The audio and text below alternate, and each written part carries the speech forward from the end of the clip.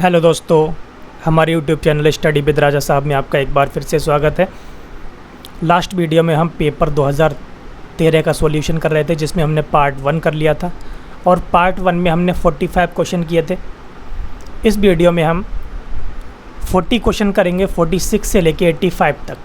Okay, तो start करते हैं पार्ट 2।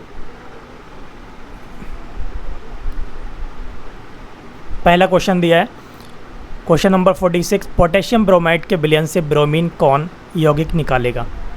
तो पोटेशियम ब्रोमाइड के विलयन से, अब इसमें हम देखते हैं पोटेशियम ब्रोमाइड। अब क्लोरीन जो होती है, ठीक है, क्लोरीन की अभिक्रियाशीलता ब्रोमीन से ज़्यादा होती है, ठीक है। तो क्लोरीन से ब्रोमीन की अभिक्रियाशीलता, क्लोरीन की ब्रोमीन से ज़्यादा होती है। तो इसलिए क्या होता है कि ये पोटेशियम ब्रोमाइड को अपक्षेपित कर देती है, ठीक है। क्या कर देती है? पोटेशियम ब्रोमाइड को अपक्षेपित कर देती है, ठीक है। तो इसमें लिखेंगे हम 2 kBr potassium bromide plus Cl2 is equal to क्या बनेगा? 2 KCl प्लस Br2, ठीक है। तो इसमें ऑप्शन कौन सा होगा? ऑप्शन इसमें बी करेक्ट होगा, Cl2। ओके, आगे देखेंगे क्वेश्चन नंबर 47, बीन्स के विस्थापन नियम के अनुसार अधिकतम तरंगदैर्ध्य परम ताप के होता है। तो अधिकतम तरंगदैर्ध्य जो होती है, अधिकतम तरंगदैर्ध्य परम ताप के व्युत्क्रमानुपाती होता है, ठीक है। क्या होती है ये? व्युत्क्रमानुपाती होती है। ऑप्शन इसमें बी बिल्कुल करेक्ट होगा। ओके, आगे देखेंगे क्वेश्चन नंबर 48, एम द्रव्यमान का एक पिंड आर त्रिज्या के वृत्त पर समान चाल यहाँ पर v होना चाहिए, यहाँ पर r दे दिया है, तो b से घूम रहा है, पिंड पर अभिकेंद्र बल है। तो हमें पता है कि वृत्तीय गति जब करता है कोई भी कण, तो उस पर केंद्र की ओर एक बल लगता है, जिसे अभिकेंद्रीय बल कहते हैं, और इसका मान क्या होता है? mv²/r। तो ऑप्शन ए इसमें बिल्कुल करेक्ट होगा। ओके, तो इसमें हम बता देते हैं थोड़ा सा, v केंद्र की तरफ बल लगता है Fc। तो Fc इज इक्वल टू क्या होता है? mv²/r, ठीक है। यहाँ पर r क्या है? r रेडियस है, ठीक है, वृत्तीय पथ की।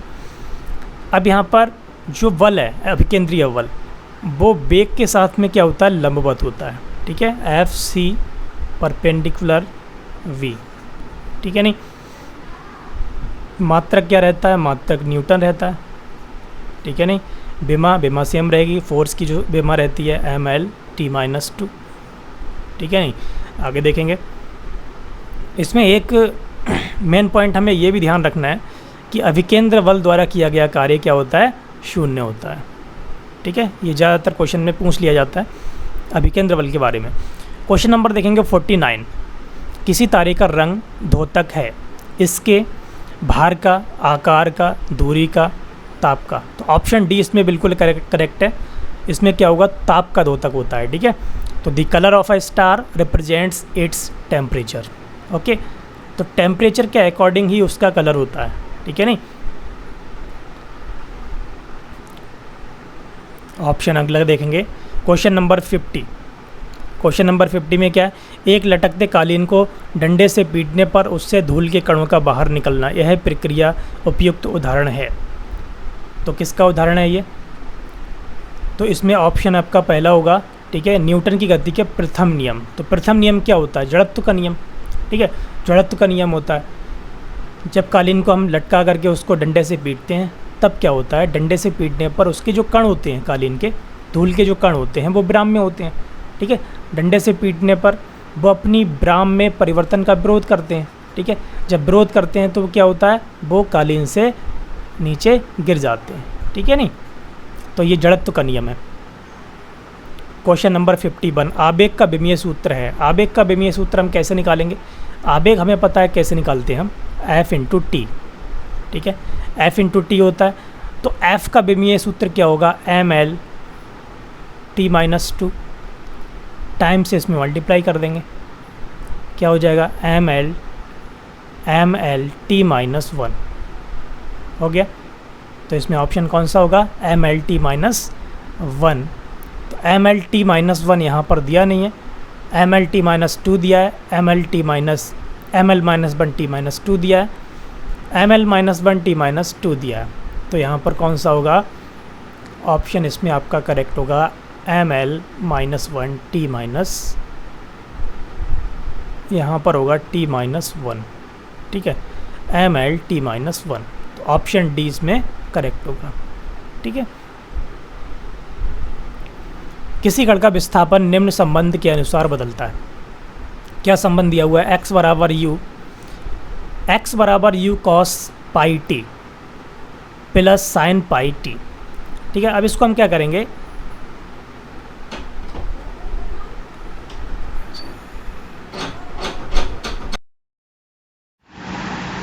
तो y इज इक्वल टू क्या होता है, a sine omega t plus phi. तो हमें इस कंडीशन में लेकर आना है इसको, ठीक है। इस कंडीशन में हम कैसे लाएंगे इसको, तो लिखेंगे हम x बराबर u cos pi t plus sine pi t, ठीक है। अब इसमें हम √2 से मल्टीप्लाई कर दें और √2 से ही हम भाग करेंगे, तो क्या आएगा 1/√2 cos pi t plus 1/√2 sign pi T, √2 into you. अब कॉस पाई टी यहाँ पर है, अब ये साइन 45 का मान होगा, तो यहाँ पर लिख लेंगे साइन 45 यानी π/4, ठीक है, π/4 into cos pi t plus cos π/4 into sine pi t. अब इसको लिखेंगे √2u, इसको लिखेंगे साइन पाई टी प्लस π/4, ठीक है। अब ये इस फॉर्म में आ चुका है, ठीक है, y is equal to a sine omega t plus phi के फॉर्म में आ गया। अब यहाँ पर a की जगह क्या है, a की जगह है यहाँ पर √2u, ठीक है। नहीं तो √2u क्या होगा, यहाँ पर a यहाँ पर क्या होता है, आयाम होता है, ठीक है, एम्पलीट्यूड होता है, ठीक है। तो यहाँ पर a is equal to √2u आ चुका है। तो ऑप्शन इसमें कौन सा करेक्ट होगा, 52 का ऑप्शन यहाँ पर कौन सा करेक्ट होगा, ऑप्शन सी करेक्ट होगा, u√2। ओके, आगे देखेंगे क्वेश्चन नंबर 53। क्वेश्चन नंबर 53 करेंगे, 1 लीटर में किसी गैस का एसटीपी पर कितने अणु होंगे। तो एसटीपी पर कितने अणु होंगे, इसको हमें निकालना है। ओके, तो सबसे पहले देखेंगे हम एसटीपी पर आयतन क्या होता है। एसटीपी पर गैस का आयतन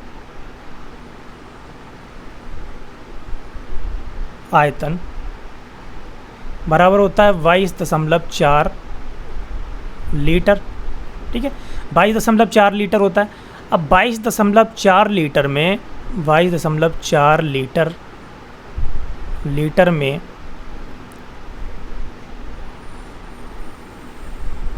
गैस के अणु कितने होंगे, एवोगैड्रो संख्या के बराबर। अब एवोगैड्रो संख्या क्या होती है, 6.023 इंटू 10⁻23, ठीक है, इतने अणु होंगे। अब हमें निकालना है 1 लीटर में, तो 1 लीटर का निकाल लेंगे। 1 लीटर में गैस के अणु बराबर 6.023 मल्टीप्लाई 10⁻23 डिवाइडेड बाई 22.4। अब इसको डिवाइड करेंगे और डिवाइड करने के बाद ये कितना आएगा, डिवाइड करने के बाद जब आप कैलकुलेट करेंगे तो आएगा 0.27 इंटू 10⁻23, ठीक है, अणु। अब इसमें ऑप्शन कौन सा करेक्ट होगा, ऑप्शन ए इसमें बिल्कुल करेक्ट होगा। 53 का ए बिल्कुल सही होगा। ओके, आगे देखेंगे 54। एक उत्तल लेंस f बराबर 25 सेंटीमीटर से 25 सेंटीमीटर स्थित वस्तु का प्रतिबिंब बनेगा। तो इस कंडीशन में देखेंगे क्या होगा,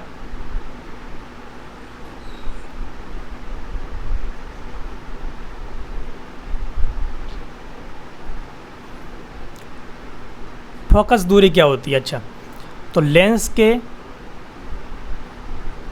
के ध्रुव और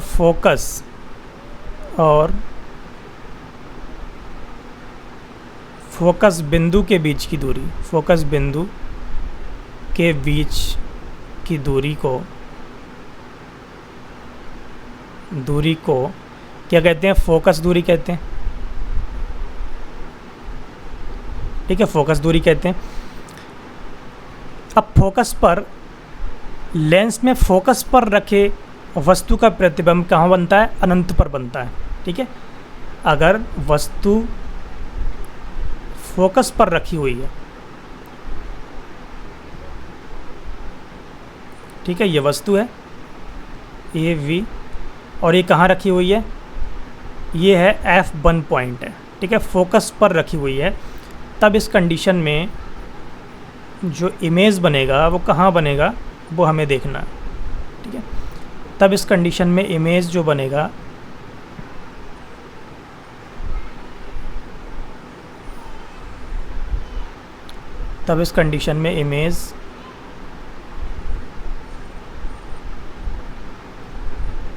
और ये हो गया आपका F2, तब इसका इमेज बनेगा। ठीक है ना, ये पैरेलल होंगी। ठीक है, ये दोनों रेज जो होंगी वो पैरेलल होंगी। ठीक है नहीं, इसको हम थोड़ा इरेज कर देते हैं और इसको दोबारा बनाते हैं।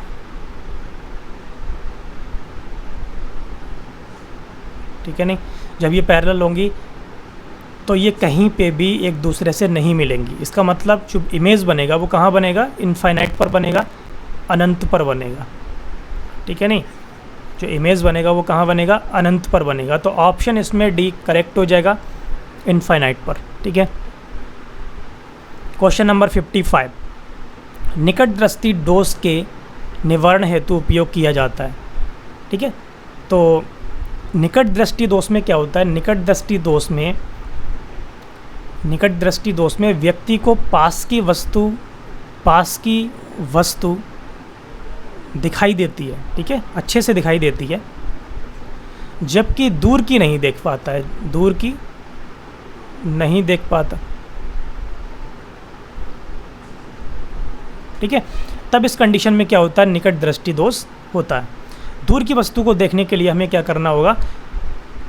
अवतल लेंस का यूज़ करना होगा। तो ऑप्शन सी इसमें बिल्कुल करेक्ट होगा। हमें किसका यूज़ करना है? अवतल लेंस का यूज करना है। ठीक है नहीं, ओके, आगे देखेंगे। क्वेश्चन नंबर 56, फॉस्जीन का अणुसूत्र है। तो फॉस्जीन का अणुसूत्र क्या है? फॉस्जीन का अणुसूत्र होता है COCl2। ऑप्शन सी करेक्ट होगा इसमें, COCl2 होता है फॉस्जीन का। ठीक है, एक होता है फॉस्फीन, ध्यान रखना है। फॉस्फीन जो होता है वो PH3 होता है, जबकि ये फॉस्जीन है। ठीक है, तो फॉस्जीन क्या होता है? COCl2, phosgene COCl2।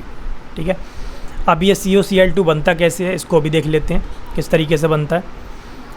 COCl2 को हम कार्बन टेट्राक्लोराइड से बनाते हैं, CCl4 से बनाते हैं।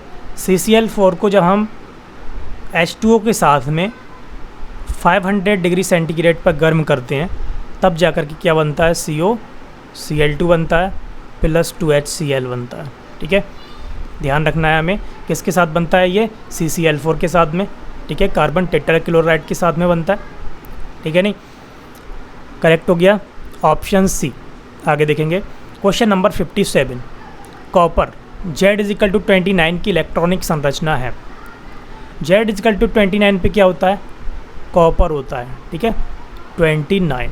ठीक है, ध्यान रखना है। और कॉपर और क्रोमियम, ये तो हमें ध्यान ही रखना है। ठीक है, कॉपर और क्रोमियम हमें अच्छे से ध्यान रखना है, क्योंकि ये आपबाहु के नियम का पूर्णतः पालन नहीं करते। आपबाहु का नियम क्या है? ठीक है, इनका हम इलेक्ट्रॉनिक विन्यास देख लेते हैं। तो हमें देखना है Z=29 का, तो Cu29। इसका देखेंगे क्या होगा? 1s2, 2s2, 2p6, 3s2, 3p6, फिर आएगा 3d10, फिर आएगा 4s1, ठीक है। 4s1, s में एक इलेक्ट्रॉन जाएगा, ठीक है, 4 में 4s1, ठीक है। यहाँ पर 3d10 नहीं लेंगे, सॉरी 3d10 नहीं लेंगे,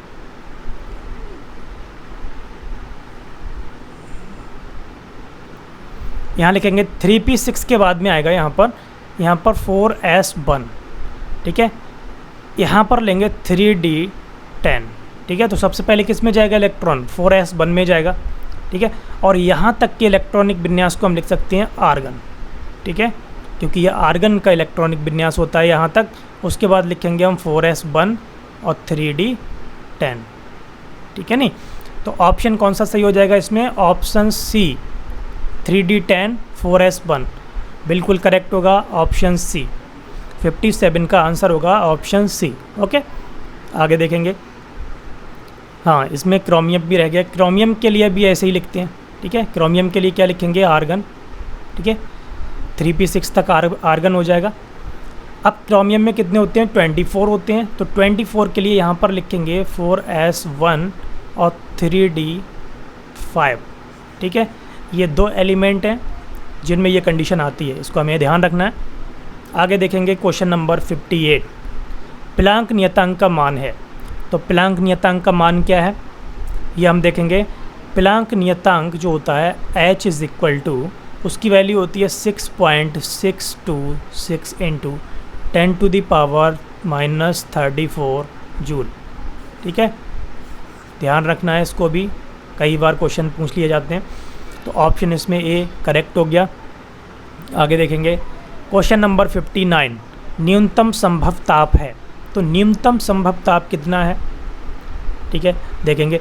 तो न्यूनतम संभव ताप जो होगा वो होगा, अगर सेल्सियस पैमाने पर देखेंगे, सेंटीग्रेड पैमाने पर, सेंटीग्रेड पर देखेंगे तब कितना होगा, -273 डिग्री सेंटीग्रेड। और केल्विन पर क्या होगा, केल्विन पर याद रखना है हमें, केल्विन पर होगा 0 केल्विन, ठीक है। केल्विन पर क्या होगा, 0 केल्विन। यहाँ से देख सकते हैं, यहाँ पर अगर हम 273 अगर ऐड कर देंगे तो कितना आ जाएगा, 0 केल्विन आ जाएगा, ठीक है। अब इस 0 केल्विन के लिए, 0 केल्विन के लिए क्या होता है, यहाँ पर इसके नीचे का ताप जो है संभव नहीं है, क्योंकि इससे नीचे ताप पर, अगर हम इससे नीचे ताप पर अगर जाएंगे तब क्या होगा, वहाँ पर जो गैसें होंगी, ठीक है, तो गैस जो हैं वो क्या होंगी, द्रवित होंगी, द्रवित, ठीक है, द्रवित हो जाती हैं, ठीक है नहीं। आगे देखेंगे अगला क्वेश्चन, क्वेश्चन नंबर 60, क्षार धातु एवं क्षारीय मृदा धातु किस ब्लॉक में है। अब क्षार धातु और क्षारीय मृदा धातु किस ब्लॉक में है, ये हमें पता है, ये एस ब्लॉक में है, ठीक है। कौन कौन से ब्लॉक हैं बता देते हैं। एस ब्लॉक में कौन कौन से ग्रुप हैं, सॉरी। तो यहाँ पर आएगा सबसे पहले हाइड्रोजन, फिर आएगा हेलिना की, रव से फरियाद, ठीक है। तो ये हो गया hydrogen, lithium, sodium, potassium, rubidium, caesium और फ्रांशियम। इसके बाद आता है यहाँ पर, इसके बाद यहाँ पर आएगा ये पहले आवर्त में, ठीक है। पहला आवर्त जो है, पहला पीरियड जो है, उसमें हाइड्रोजन और हीलियम आता है केवल। यहाँ से शुरू होता है सेकंड आवर्त, सेकंड पीरियड, ठीक है। ये फर्स्ट ए है और ये सेकंड ए है, ठीक है, ग्रुप। तब यहाँ पर आएगा वी, इसको बोलते हैं बेटा मांगे, कार, स्कूटर, वाप और रे, ठीक है। तब यहाँ देखेंगे beryllium, magnesium, calcium, strontium, barium और रेडियम, ठीक है। तो ये जो दो ग्रुप होते हैं, फर्स्ट ए और सेकंड ए के लिए हम क्या कहते हैं, क्षार धातु, क्षार धातु, ठीक है, फर्स्ट ए। और क्षारीय मृदा धातु, क्षारीय मृदा धातु सेकंड ए, ठीक है नहीं, याद रखना है हमें ये। आगे देखेंगे क्वेश्चन नंबर 61। क्वेश्चन नंबर 61 में क्या है, किसी कृष्ण पिंड का तापमान 300 केल्विन से बढ़ाकर 600 केल्विन कर दिया जाता है, इसमें ऊर्जा उत्सर्जन की दर हो जाएगी। तो ऊर्जा उत्सर्जन की दर क्या होगी, तो इसमें देखेंगे हम स्टीफन के नियम से। क्या है स्टीफन का नियम, स्टीफन के नियम से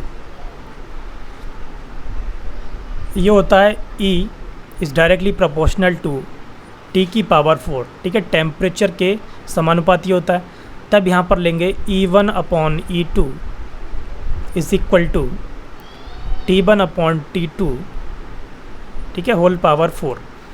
अब T1 T2 की वैल्यू पुट करेंगे यहाँ पर 300 और नीचे 600 पावर 4, 300 से डिवाइड कर देंगे 2 जाएगा तो 1 अपॉन 2 की पावर 4।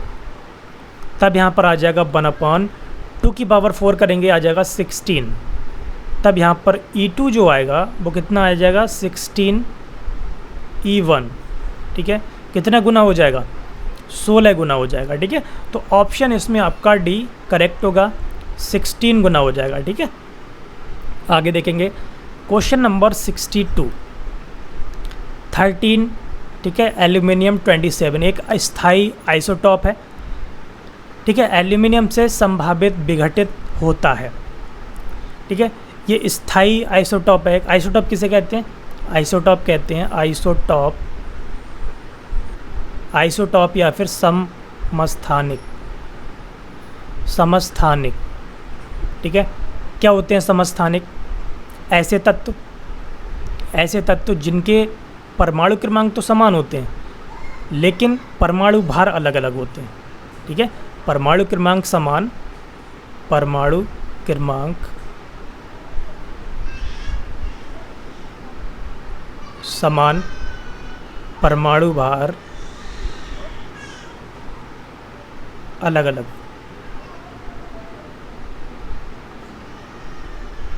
ठीक है, ओके।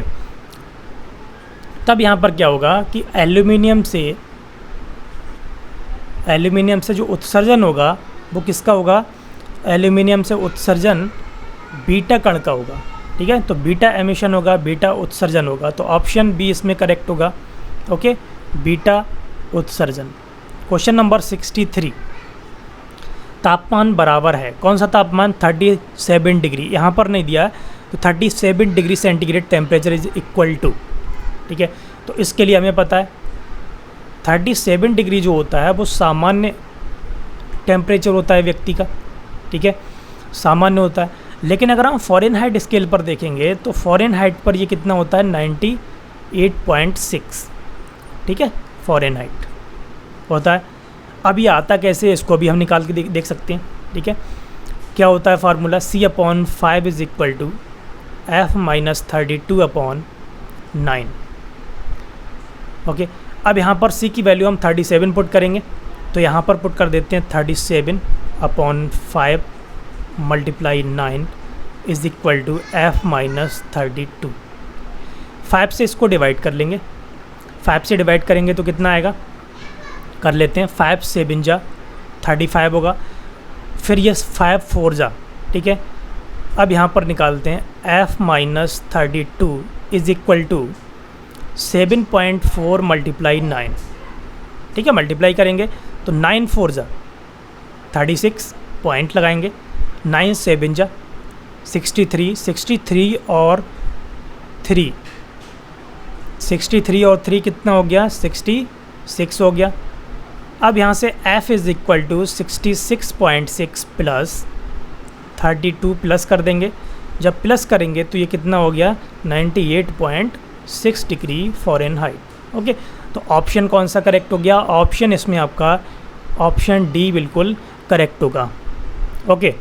आगे देखेंगे क्वेश्चन नंबर 64, विस्थापन विधि में लेंस की दो स्थितियों में प्रतिबिंब की लंबाई क्रमशः 9 सेंटीमीटर और 4 सेंटीमीटर है, तो वस्तु की लंबाई क्या होगी। तो विस्थापन विधि के लिए वस्तु की लंबाई हम कैसे निकालते हैं, वस्तु की जो लंबाई होगी, वस्तु की लंबाई बराबर under root I1 into I2, ठीक है, ये विस्थापन विधि के लिए होता है। ठीक है, अभी तो हमने नहीं पढ़ा है लेकिन आगे पढ़ेंगे। तो I1 into I2 value put कर देंगे 9 इंटू 4, कितना हो गया ये 9 चौक 36 हो गया, और 36 का स्क्वायर रूट कितना होता है 6, तो 6 सेंटीमीटर। ठीक है, तो ऑप्शन इसमें आपका कौन सा करेक्ट हो गया, ऑप्शन सी इसमें बिल्कुल करेक्ट होगा। ओके, आगे देखेंगे। वातावरण में उपस्थित ढेर सारी गैसों के पृथ्वी के आसपास बने रहने का कारण है। ठीक है, तो जो गैसें हैं, गैसों के अणु पृथ्वी पर बने रहने का सबसे मेन कारण है यहाँ की ग्रेविटी। ठीक है, तो ग्रेविटी की वजह से वो यहाँ पर बने रहते हैं। ठीक है नहीं, अब जैसे हमने यहाँ पर मून ले लिया, तो मून पर क्या है, ठीक है, मून पर क्या है, मून पर एटमॉस्फेयर नहीं है। एटमॉस्फेयर नहीं होने का मेन रीज़न यही है कि वहाँ पर ग्रेविटी कम है, ग्रेविटी कम है वहाँ पर। कितनी है, G/6 है। ठीक है, G/6 है। ठीक है नहीं, और वहाँ पर जो एस्केप वेलोसिटी होती है, ठीक है, VE, वो भी ज़्यादा रहता है। तो एस्केप वेलोसिटी की वजह से वहाँ के जो गैस के अणु होते हैं, एटमॉस्फेयर जो कह सकते हैं हवा के अणु होते हैं, वो वहाँ से पलायन कर गए हैं। ठीक है नहीं, एस्केप वेलोसिटी के ज़्यादा होने की वजह से, पलायन वेग के ज़्यादा होने की वजह से। ठीक है, तो ऑप्शन डी इसमें बिल्कुल करेक्ट है, गुरुत्वाकर्षण। ठीक है, यहाँ पर इस क्वेश्चन के लिए क्या होगा, गुरुत्वाकर्षण। यहाँ पर अगर पलायन वेग दिया होता तब भी पलायन वेग सही होता। ठीक है, अगर गुरुत्वाकर्षण नहीं दिया होता, पलायन वेग दिया होता, तो पलायन वेग हम लगा देते यहाँ पर, लेकिन यहाँ पर क्या होगा, गुरुत्वाकर्षण। ठीक है, आगे देखेंगे। क्वेश्चन नंबर 66, क्वेश्चन नंबर 66 में पर्ल का रासायनिक संयोजन है। अब पर्ल है क्या है यहाँ पर, केमिकल कंपोजिशन पर्ल इज़। ठीक है, तो पर्ल यहाँ पर मोती के लिए कह रहे हैं। ठीक है, तो मोती के लिए कह रहे हैं यहाँ पर पर्ल, पर्ल मोती। ठीक है, अब मोती बनता कैसे है, ठीक है, वही हमें देखना है। तो इसके लिए ऑप्शन ए करेक्ट होगा, कैल्शियम कार्बोनेट। तो कैल्शियम कार्बोनेट से ही एक पर्ल बनता है। ठीक है, कैसे बनता है इसको देखेंगे। कैल्शियम हाइड्रोक्साइड CaOH का whole twice plus carbon dioxide is equal to CaCO3 plus H2O। ठीक है, तब यहाँ पर क्या बनता है, CaCO3, यहाँ पर पर्ल बनता है। ठीक है, CaOH का होल ट्वाइस ये क्या है, बुझा चूना है, प्लस CO2। ठीक है, तो बुझे चूने में जब हम कार्बन डाइऑक्साइड गैस प्रभावित करते हैं तब यहाँ पर क्या होता है, यहाँ पर पर्ल बनता है, CaCO3 बनता है। ठीक है, आगे देखेंगे। क्वेश्चन नंबर 67, 67 तरंगाग्र के लंबवत खींची गई रेखा कहलाती है। तो तरंगाग्र के लंबवत खींची गई रेखा क्या कहलाती है, किरण कहलाती है। तो ऑप्शन यहाँ पर बी बिल्कुल करेक्ट होगा, 67 का ऑप्शन बी बिल्कुल करेक्ट होगा। ओके, तरंगाग्र के लंबवत खींची गई रेखा किरण कहलाती है। क्वेश्चन नंबर 68, अदिश राशि। अच्छा, अदिश राशि हमने देखो वेक्टर पढ़ा था, तो वेक्टर में हमने बताया था कि कौन सी राशियाँ वेक्टर क्वांटिटी होती हैं और कौन सी जो है स्केलर क्वांटिटी होती हैं। तो इसमें हम देखेंगे सबसे पहले वेग। वेग एक सदिश राशि है, विस्थापन भी सदिश है, संवेग भी सदिश है बताया था, लेकिन ताप यहाँ पर अदिश राशि है। ठीक है, ताप यहाँ पर अदिश राशि है क्योंकि ताप में परिमाण तो होता है लेकिन दिशा नहीं होती है। ठीक है, दिशा नहीं होती है। ठीक है, दिशा नहीं होती है। सदिश राशि के लिए क्या होना चाहिए, परिमाण और दिशा दोनों होनी चाहिए। ठीक है नहीं, आगे देखेंगे। क्वेश्चन नंबर 69, समतापीय प्रक्रम में क्या स्थिर रहता है। तो समतापीय प्रक्रम में क्या होता है, PB इज इक्वल टू नियत। ठीक है, कांस्टेंट होता है। तो PB is equal to nRT से देखेंगे, जब PB नियत है तो TB नियत होगा। ठीक है, तो समतापी प्रक्रम में क्या होता है, ताप जो होता है वो नियत रहता है। ठीक है, स्थिर रहता है, कांस्टेंट रहता है। तो ऑप्शन इसमें डी बिल्कुल करेक्ट होगा 69 का। ओके, नेक्स्ट क्वेश्चन देखेंगे। क्वेश्चन नंबर 70, समीकरण। यहाँ पर देखिए 4 दे दिए हैं यहाँ पर। ठीक है, 1H1 कितने हैं, 4 हैं। यहाँ पर 2He4 प्लस 2 बीटा प्लस यहाँ पर न्यू दिया है प्लस, और यहाँ पर 26 MeV यहाँ पर एनर्जी दी हुई है। अब यहाँ पर हो क्या रहा है ये पूछना है इसमें। ठीक है, अब यहाँ पर इसको ऐसे भी लिख सकते हैं, यहाँ पर 4 लिखा है तो तो इसको हम ऐसे लिख सकते हैं समझने के लिए।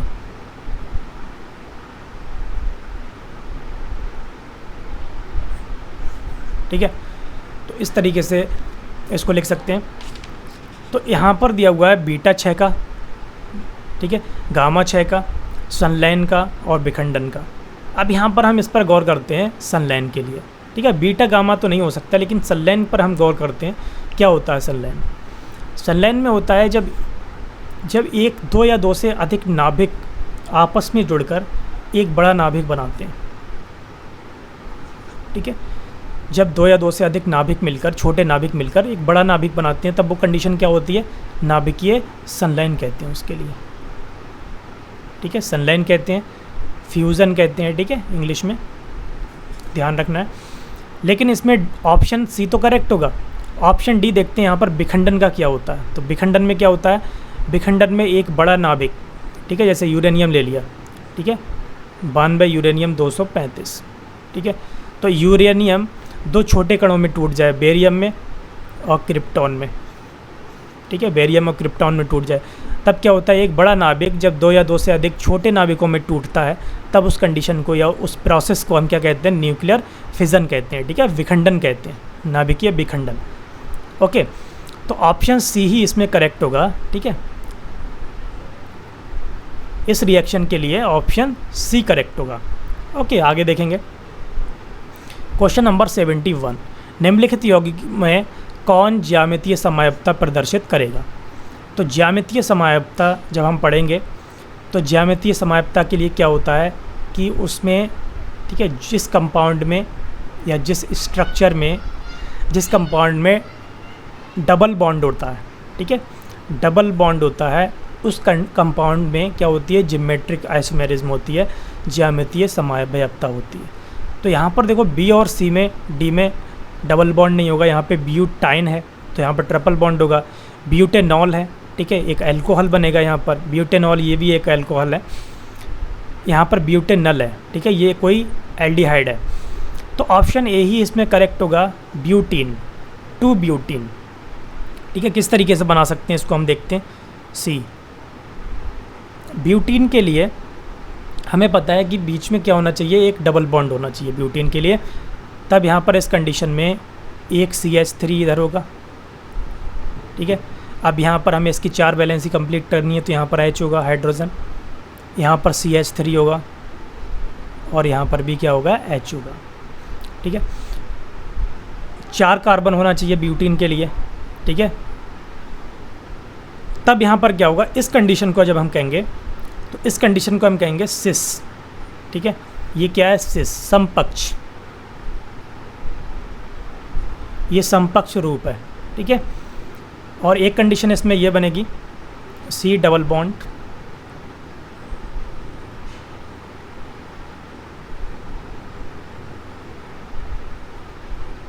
तब इसका कंडीशन को कहते हैं ट्रांस। ठीक है, विपक्ष। ठीक है, आया समझ में? तो ऑप्शन इसमें ए करेक्ट होगा। तो जो एल्कीन होती हैं वही क्या करती हैं? ज्यामितीय समयाप्तता को प्रदर्शित करती हैं, ये हमें ध्यान रखना है। क्वेश्चन नंबर देखेंगे 72। क्वेश्चन नंबर 72 में एक गोल डिस्क का द्रव्यमान m तथा त्रिज्या r है, किसी व्यास के परितः जड़त्व आघूर्ण होगा। तो किसी व्यास के परितः जड़त्व आघूर्ण, हमने एक डिस्क ले ली। ठीक है, अब ये डिस्क जो है इसकी कुछ मोटाई भी होगी।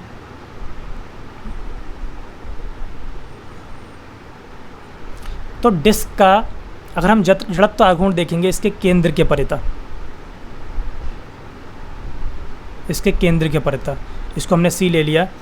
तब यहाँ पर जो IC होगा, IC इजिकल टू होगा 1/2 mr²। ठीक है, आ रहा है समझ में? तब हम इसके व्यास के परितः देखेंगे, तो इसके व्यास के परितः क्या होगा? ठीक है, इसमें 3 अक्ष होंगी, x, y, z, y, x और ये z। ठीक है, नहीं, ये कंडीशन होगी। तब यहाँ पर क्या होता है? I Z is equal to क्या होता है? लंब अक्षों की प्रमेय से I X plus I Y होता है। ठीक है, तब यहाँ पर आई जेड जो होगा वो यहाँ पर अगर आई एक्स बराबर आई वाई है, बराबर आई है तो यहाँ पर हो जाएगा 2i, ठीक है, 2i हो जाएगा। तब इस कंडीशन में क्या होगा, तब इस कंडीशन में हम देखेंगे i is equal to I Z upon 2। अब यहाँ पर आई जेड क्या है, आई सी अपॉन 2। तब ये हो जाएगा 2 से हम डिवाइड करेंगे इसको तो 1/4 mr², ठीक है। तो ऑप्शन इसमें कौन सा करेक्ट होगा, डी करेक्ट होगा, ठीक है, 1/4 mr²। आगे जब हम जड़त्व आघूर्ण, ठीक है, घूर्णन गति पढ़ेंगे तब हम ये सारे क्वेश्चन करेंगे अच्छे से। क्वेश्चन नंबर 73, Fe की Fe3O4 में ऑक्सीकरण संख्या है। अब Fe की Fe3O4 में ऑक्सीकरण संख्या क्या होगी, हमने Fe के लिए ले लिया x, ठीक है। तब यहाँ पर क्या होगा 3 × x plus 4 × -2 is equal to 0, ठीक है। तो 3x माइनस 4 दूनी 8 हो गया बराबर 0, 3x बराबर 8, x बराबर 8/3, ठीक है, प्लस में आएगा। तो ऑप्शन कौन सा करेक्ट होगा, ऑप्शन डी इसमें बिल्कुल करेक्ट होगा, 8/3। ओके, आगे देखेंगे 74, किसमें बंध कोण न्यूनतम है, किसमें बंध कोण न्यूनतम है, इसमें देखेंगे। सबसे पहले हम देखते हैं H2O। तो H2O के लिए क्या है, H2O के लिए जो बंध कोण होता है वो कितना होता है, 104 डिग्री के आसपास होता है, ठीक है, 104 डिग्री के करीब होता है। अब हम NH3 में देखते हैं, NH3 में जो होगा वो एंगल होगा 106 डिग्री के करीब होगा, ठीक है। CH4 में अगर देखेंगे तो CH4 में क्या बनता है, CH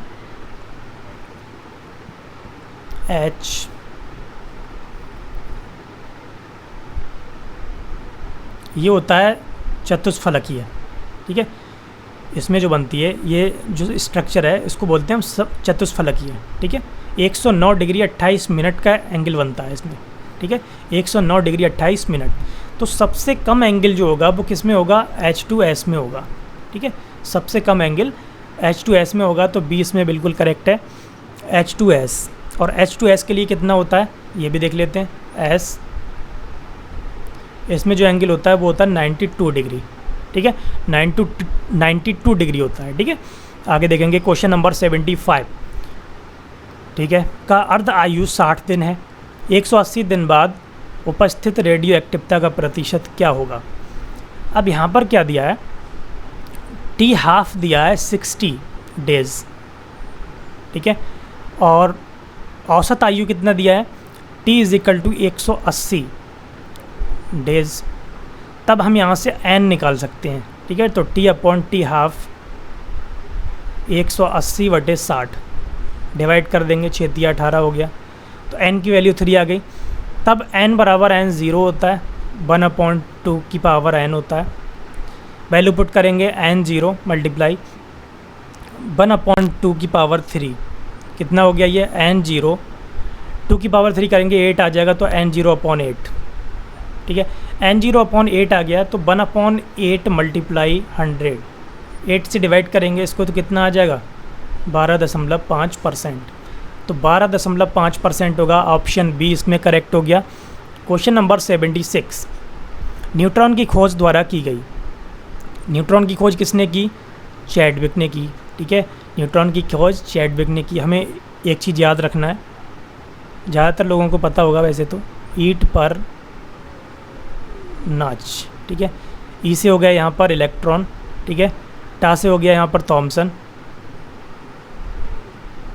पर तो यहाँ पर में देखेंगे पा से हो गया यहाँ पर प्रोटॉन, रा से हो गया रदरफोर्ड, ठीक है। नाच में देखो यहाँ पर हो गया यहाँ पर न्यूट्रॉन, और चा से हो गया चैडविक, ठीक है। तो इसको हमें याद रखना है। क्वेश्चन नंबर 77, चुंबकीय क्वांटम संख्या संबंधित है। तो चुंबकीय क्वांटम संख्या किससे संबंधित है, अभिविन्यास से। अभिविन्यास, इसको हम क्या कहते हैं, इंग्लिश में कहते हैं ओरिएंटेशन, ठीक है, इंग्लिश में ओरिएंटेशन कहते हैं। तो ऑप्शन सी इसमें बिल्कुल करेक्ट है। क्वेश्चन नंबर 78, यदि सदिश ए एवं बी के बीच कोण थीटा हो तब B cross A dot A का मान होगा। अब यहाँ पर B cross A dot A का मान हमें निकालना है, तो इसके लिए हम क्या करेंगे, इसके लिए ए और बी जो हैं, ठीक है, यहाँ पर ए और बी दिया हुआ है, क्रॉस है, ठीक है, क्रॉस है और यहाँ पर डॉट प्रोडक्ट है। तब यहाँ पर क्या होगा, ओके, तब यहाँ पर जो होगा ए लंबवत होगा वी के, ठीक है। तब इस कंडीशन के लिए V cross A dot is equal to, हम इसको लिख सकते हैं वी क्रॉस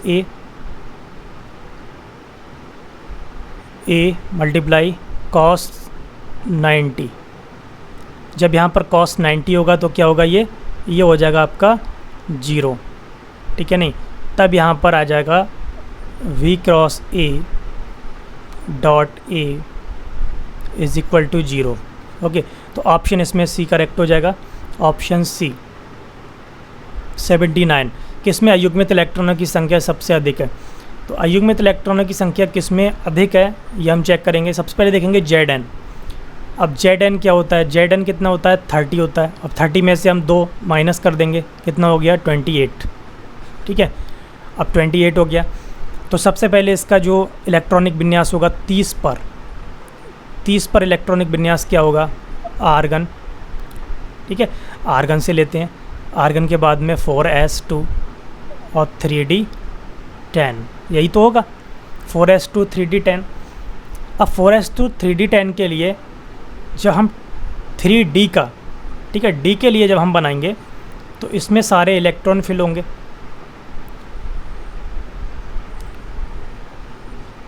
इसमें 10 इलेक्ट्रॉन है तो सभी क्या हैं, युग्मित हैं, पेयर्ड हैं, ठीक है, पेयर्ड हैं।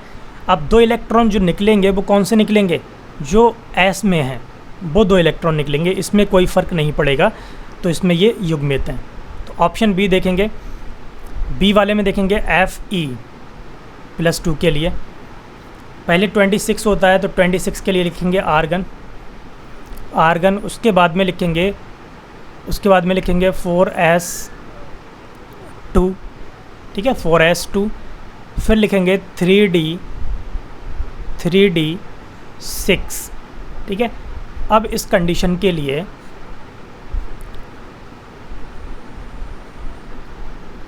ठीक है, अब इस कंडीशन के लिए क्या होगा, 6 इलेक्ट्रॉन आना चाहिए इसमें। तो इसमें 4 जो होंगे वो अयुग्मित होंगे, ठीक है, 4 इसमें अयुग्मित होंगे, क्योंकि 2 इलेक्ट्रॉन जो निकल रहे हैं ना वो 2 इलेक्ट्रॉन एस वाले निकलेंगे, ठीक है, इस पर कोई फ़र्क नहीं पड़ेगा, एस वाले निकलेंगे। तब इस कंडीशन में ये होगा, ठीक है नहीं। अब निकल के लिए देख लेते हैं, निकल का कितना होता है, 28, ठीक है। तो 28 के लिए जब 2 निकलेंगे तो 26 हो गया, 4 एस वाले निकल जाएंगे, एस वाले निकल जाएंगे तो 26 हो गया, और वहाँ पर जो होगा कोई फ़र्क नहीं आएगा, 3d8 होगा, वहाँ पर 3d8 होगा। तब यहाँ पर अयुग्मित इलेक्ट्रॉन कम होंगे, ठीक है। इस कंडीशन में जो होंगे यहाँ पर कितने हो गए, यहाँ पर 2 अयुग्मित इलेक्ट्रॉन होंगे। इसी तरीके से कॉपर में देखेंगे तो Cu में कितना होगा, 3d10 होगा, और जो 4s1 है अगर 1 इलेक्ट्रॉन निकलेगा तो ये s वाला निकलेगा, ठीक है। तब इस कंडीशन में इसमें भी d जो है वो कंप्लीट फिल है, ठीक है, कंप्लीट फिल्ड है।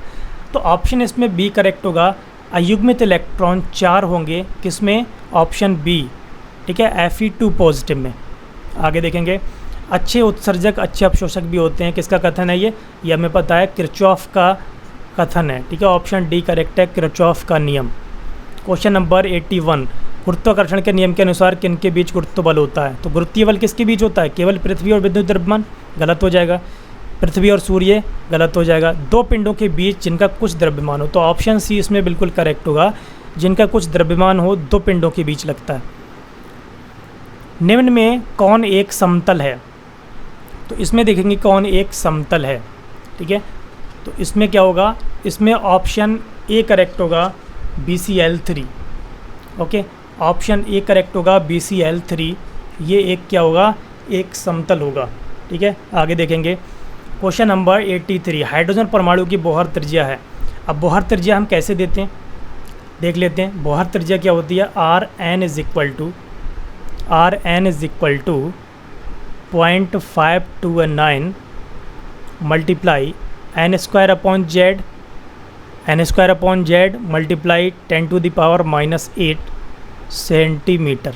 ठीक है, अब इसको लिखेंगे 0.529। अब हाइड्रोजन के लिए ले रहे हैं तो यहाँ पर एन पुट करना होगा दोनों जगह।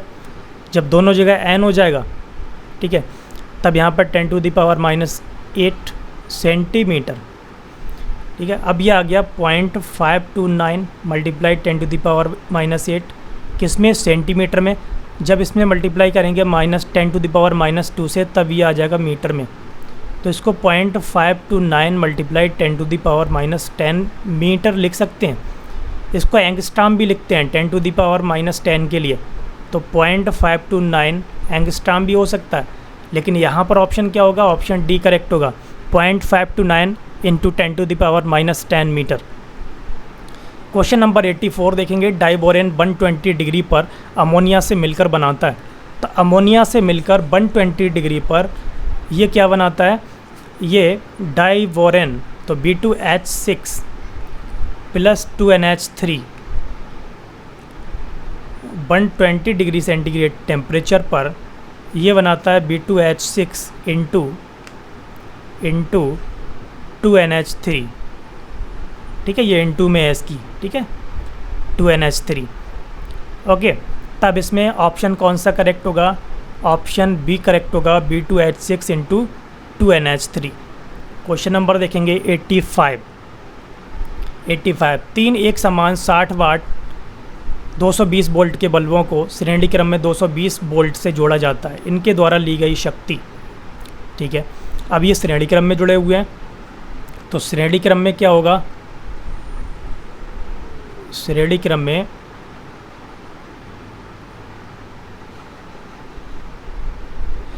क्रम में क्या होगा, P1 P2 P3। तो इसका जो संतुलित होगा, ठीक है, संतुलित जो शक्ति होगी equivalent 1/P1 plus 1/P2 plus 1/P3। ठीक है, तब इसको निकालेंगे हम 1/60 प्लस 1/60 प्लस 1/60। ठीक है, 1/P। तो 1/P इज इक्वल टू कितना आ गया यहाँ पर, 3/60।